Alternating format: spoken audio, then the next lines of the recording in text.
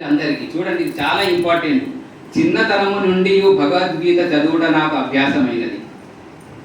విద్యార్థి దశలో నాకు ఆహారము దొరకక చాలా కష్టపడ్డాడు మన స్వామి. తినడానికి తిండి కూడా లేకుండే. ఎన్నోసార్లు ఏళ్ళని విద్యార్థులు చేస్తే వారి టిఫిన్ ఏదో తిని చేసి నీళ్ళు తాగి అంటే జీవిత చరిత్ర మనకి ఏర్పడదు. చాలా కష్టపడ్డాడు మన భగవాన్ల వారు. విద్యార్థి దశలో నాకు ఆహారం దొరకక మలమల మాడవలసిన సమయంలో నాకు గీతామృతమే భోజనమయ్యెను. అనేక కష్టములు దుఃఖములు సంభవించినప్పుడు నేను భగవద్గీతను చదివేడి వాడను.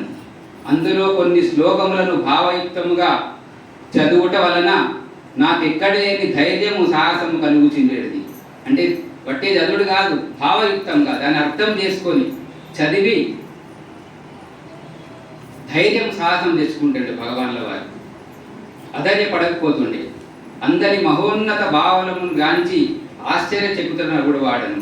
ఒక్కొక్కప్పుడు గీత యందలి ఒకానొక శ్లోక భావమును తీవ్రంగా ఆలోచించుకొలది నూతన భావములు ఉద్భవించుటకు గాంచి ఆనందముచే మైమరచి నృత్యం సలిపేడి వాడను. ఇది భగవానుల వారే చెప్తున్నారు, అంటే వాళ్ళ అనుభవం భగవద్గీత గురించి.